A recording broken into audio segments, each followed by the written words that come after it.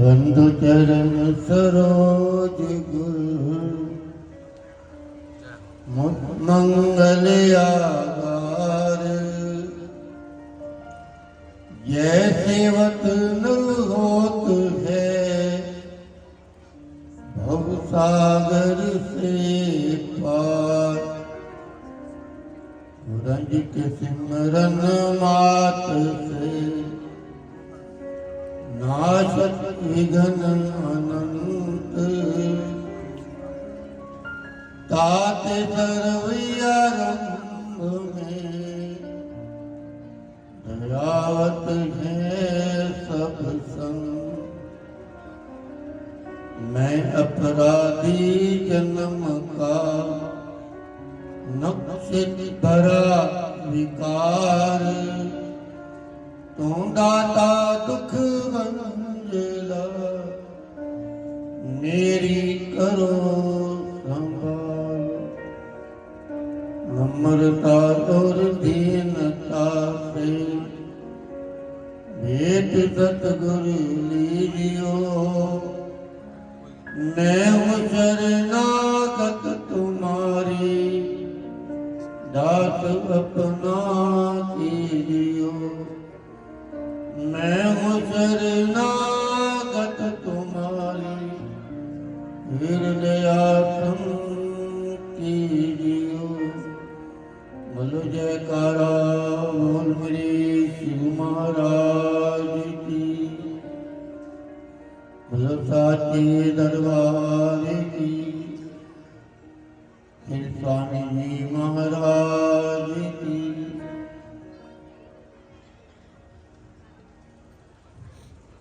प्रार्थना श्री सरस्वती भगवान जी के चरणों में दंडवत कोटि कोटि प्रणाम। आराध्य देव श्री नंदी निवासी भगवान जी के चरणों में कोटि कोटि नमन। सत्य सम्राट परम पूज्य बाबा जी महाराज जी के चरण कमलों में कोटि कोटि नमन। श्री गुरु महाराज जी का सजाया हुआ संत समाज एवं श्री गुरु महाराज जी की प्यारी प्यारी संगत।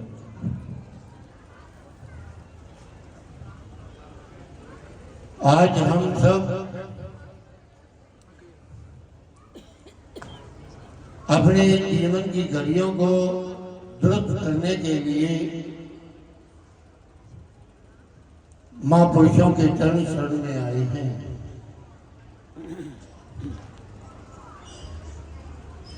जिन्होंने अपना जीवन त्यागमयी वैरागमयी और ज्ञान से निभाया। जब तक जीवन में त्याग नहीं होगा तो वैराग नहीं होगा। वैराग नहीं होगा तो ज्ञान भी प्राप्त नहीं होगा। ऐसा महापुरुषों ने अपना जीवन इस धरती की धरा पर बिताया। जितना भी महापुरुषों के लिए कहा जाए उतना ही थोड़ा है। हर संत महापुरुष अपना अपना भाव, हर प्रेमी जन अपना अपना भाव अपने अपने प्रभु के चरणों में रखता है। लेकिन इसको समझना, उसकी राह पर चलना, उसका स्मरण करना बहुत बहुत जिन्होंने अपने जीवन के अंदर अपने गुरुदेव की आज्ञा को मानकर सजाया, उन्हीं का ही जीवन बन पाया। आज हम उनकी याद में बैठे हुए। संत का जीवन कैसा होता है उसको समझना भी बहुत मुश्किल है। एक समय की बात है एक किसान सुबह से खेती में हल जोत रहा था, चला रहा था। चलते चलते भूख और प्यास लगी। देखा घर से अभी भोजन नहीं आया, तो वो अपना हल छोड़कर घर की तरफ चल पड़ा। जब घर की तरफ चल रहा था, रास्ते में एक भक्तन अपने पति के लिए भोजन ले जा रहा था। सिर पे घड़ा था, घड़ा सजा हुआ था, उसके अंदर लस्सी थी और उसके ऊपर रोटी थी। वो किसान कहता है घड़े को,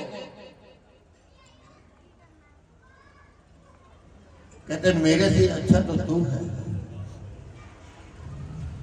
मुझे सारा दिन खेत में हल चलाते चलाते ये टाइम आ गया, मेरे को किसी ने ना कोई पानी पूछा है, ना किसी ने भोजन पूछा है।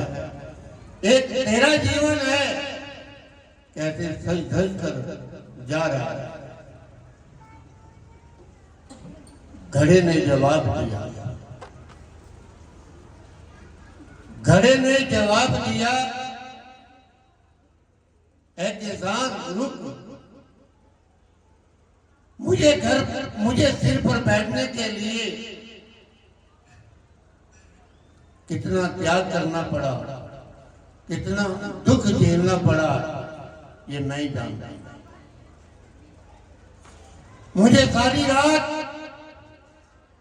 ठंडे पानी में भिगोया गया, फिर मुझे कसी से खोदा गया, फिर पांव से लताड़ा गया। पांव से लताड़ने के बाद फिर मुझे बनाना शुरू किया, उसके बाद मुझे फिर तपाना शुरू किया। तपाने के बाद जब बाजार में गया, जो भी भाव करता वो पहले ठोक कर देखता कि कच्चा है कि पक्का है। तब जाकर मेरा दाम लगा। दाम लगने के बाद घर पहुंचा, जिसके घर पहुंचा उसने मुझे सजाया। सजाने के बाद तब जाकर मैं सतत आया। कितना त्याग है, कितना वैराग है जीवन के अंदर।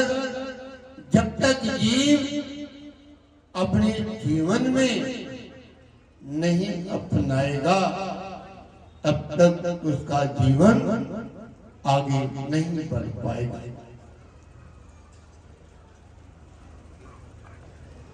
एक राजा था।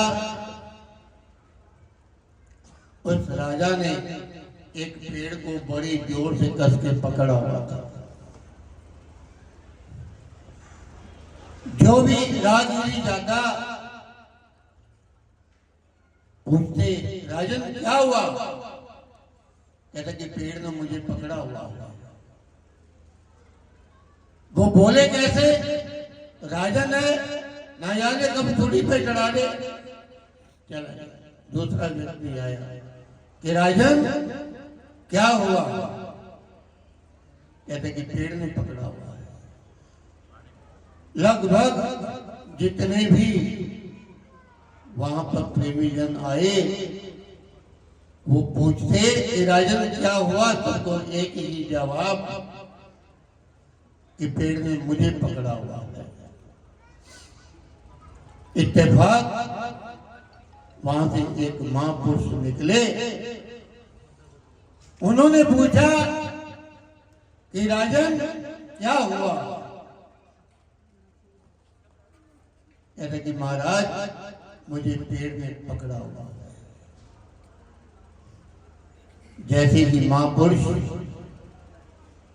राजन के पास पहुंचे, उनका हाथ पेड़ से छुड़ाया और राजन का भ्रम दूर हो गया।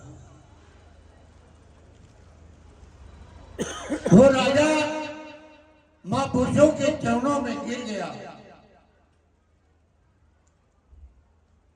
चला कि महाराज जी, यहां से सुबह से शाम तक ना जाने कितने लोग निकले हैं, किसी ने मुझे ये ज्ञान नहीं दिया कि मैंने पेड़ को पकड़ा हुआ है। एक आप ही निकले जो मेरा भ्रम को दूर किया कि पेड़ को मैंने पकड़ा हुआ था। वह महापुरुष बोले कि जो जीव जिस आसक्ति के अंदर रहता है उसकी प्रतिभाशाली वैसे ही बन जाती है। जो संसार के अंदर अपने अपने आप को आसक्त किए हुए हैं वो बंधन कैसे काटे? जो बंधनों से परे है, निकल गया है, वही बंधन छुड़ा सकता है, काट सकता है। स्तोत्र में 7वीं लाइन आती है, परम धर्म श्री सतगुरु की सेवा विदत नरक निवारणम जातो शब्द वो बंधन काटे समझ पड़त एगो कारणम कारणम कारणम। जिन महापुरुषों ने अपने जीवन के अंदर उस प्रभु के नाम का रसपान कर लिया, और वो अभी अभी बच्चा बोल रहा था, जिसने भी तुम्बा सुन लिया उसका ही मन लग गया।